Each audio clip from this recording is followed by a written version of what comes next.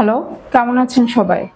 আজকে কথা বলবো অ্যালোপেশিয়া এরিয়াটা নিয়ে অথবা হচ্ছে প্যাচি হেয়ার লস যেটা হয়।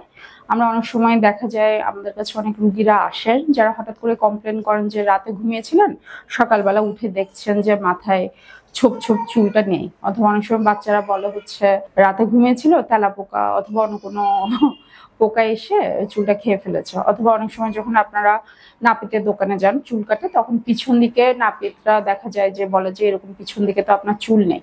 এরকম সমস্যা নিয়ে অনেক পেশেন্টই কিন্তু আমাদের কাছে আসেন। এটাকে আমরা বলি হচ্ছে অ্যালোপেশিয়া এরিয়াটা। অ্যালোপেশিয়া মানে হচ্ছে হেয়ার লস, আর এরিয়াটা যেটা হচ্ছে এটা মানে হচ্ছে প্যাচি, মানে গোল গোল প্যাচ আকারে কিছু অথবা কয়েন মতো সাইজে কিছুটা চুল মাথার বিভিন্ন জায়গা থেকে উঠে যেতে পারে। শুধু যে মাথায় হয় তাই না, এটা অনেক সময় দাড়িতে হতে পারে, এমনকি গোফে অথবা আইব্রো আইল্যাশ যেগুলো আমাদের হেয়ারি এরিয়া সেগুলোতে হয়। এটা ছেলে মেয়ে উভয়ে হতে পারে এবং নর্মালি দেখা যায় 25 বছরের আগেই হতে পারে এটা। আর হচ্ছে ছেলে মেয়ে সবারই হয় এটা, এরকম কোনো মেল অথবা জেন্ডার ডিসক্রিমিনেশন নেই আর কি। তো যখন আমরা পেশেন্ট আমাদের কাছে এই জিনিসটা নিয়ে আসে, তখন আমরা প্রথমেই হচ্ছে পেশেন্টের কাছ থেকে একটা ব্রিফ হিস্ট্রি নেই, বোঝার চেষ্টা করি যে কেন এই জিনিসটা হচ্ছে। এরপরে হচ্ছে আমরা কিছু পরীক্ষা নিরীক্ষা করি। নর্মালি অ্যালোপেশিয়া এরিয়াটা হচ্ছে ক্লিনিক্যালি আমরা বুঝতে পারি, কিন্তু দেখা যায় এটার সাথে কিছুটা ডিজিজ অ্যাসোসিয়েশন থাকতে পারে। যেহেতু এটা একটা অটো ইমিউন ডিজিজ, এটার সাথে কিন্তু অন্য কিছু অটো ইমিউন ডিজিজও থাকতে পারে, যেটা হচ্ছে যেমন ভিটিলিগো, সেতিরোগ, তারপর হচ্ছে ডায়াবেটিস মেলাইটাস, অনেক সময় হচ্ছে কোলাজেন ভাস্কুলার ডিজিজ যেটা আছে অ্যাসিলি, এটার একটা অ্যাসোসিয়েশন থাকতে পারে। তাছাড়া হচ্ছে অনেক সময় ডাউন সিনড্রোম অথবা স্ট্রেস অ্যাংজাইটি এগুলোর কিছু অ্যাসোসিয়েশন থাকতে পারে। এটা একটা অটোইমিউন ডিজিজ। অনেক অটোইমিউন ডিজিজটা কি করে, এটা হচ্ছে নিজের যে ডিফেন্স ইয়েটা আছে, মেকানিজমটা আছে, ওটাই কি করে হেয়ার ফলিকলের গোড়াগুলোকে অটো মানে অ্যান্টিবডি হিসাবে ইয়ে করতে থাকে। দেখা যায় কি তারা নিজেরাই হেয়ার ফলিকলের যে গোড়াটা আছে ওটা ধ্বংস করে ফেলে। তখন দেখা যায় চুলটা ওই জায়গা থেকে ডিস্ট্রাকশন হয়ে যাচ্ছে।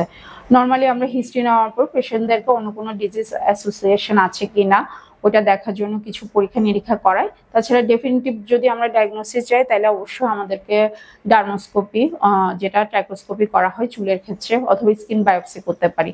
নর্মালি অনেকের হচ্ছে একটা দুইটা প্যাচও থাকতে পারে, অনেকে দেখা যায় অনেক সময় মাল্টিপল প্যাচ থাকে। যাদের একটা দুইটা প্যাচ থাকে ওদের ক্ষেত্রে আমরা অনেক সময় দেখা যায় টপিক্যালি লাগানো যে ওষুধগুলো আছে ওগুলাই দেয়। যাদের একটু বেশি থাকে তাদের ক্ষেত্রে হচ্ছে অনেক সময় আমরা ওরাল মেডিকেশনের ইয়ে করি। আর এটার ট্রিটমেন্ট বলতে আমরা আইএল, ইন্টারন্যাশনাল ট্রাইমসিনোন দিতে পারি, ফটোথেরাপি দিতে পারি, এটা খুব ভালো কাজ করে অ্যালোপেশিয়া এরিয়াটাতে। তাছাড়া বায়োলজিক্স দেওয়া যায়, বায়োলজিক্স খুব ভালো একটা ট্রিটমেন্ট। আর লেজারও কিন্তু অ্যালোপেশিয়া এরিয়াটার ক্ষেত্রে করা যায়। অ্যালোপেশিয়া এরিয়াটা নিয়ে কিছু আমাদের মিথ আছে। অনেক সময় অনেকে বলে যে পেঁয়াজের রস লাগালে চুলটা গজাতে পারে। পেঁয়াজের রসে আসলে সালফার থাকে, অনেক সময় সালফারের কারণে হয়তো চুলটা গজায়, কিন্তু এগুলো সবই হচ্ছে মিথ। অনেক সময় অনেকে বলেন যে এটা হয়তো পোকায় খেয়ে ফেলেছে চুলটা, এটাও আসলে একটা মিথ। আমার মনে হয় যে এই মিথগুলো থেকে বের হয়ে এসে আমাদের যে মেডিকেল ট্রিটমেন্ট আছে ওগুলা নেওয়াই অ্যালোপেশিয়ার জন্য ভালো হবে। আর অনেক সময় দেখা যায় ট্রিটমেন্ট না নিলেও কিন্তু অ্যালোপেশিয়া এরিয়াটা ভালো হয়ে যায়।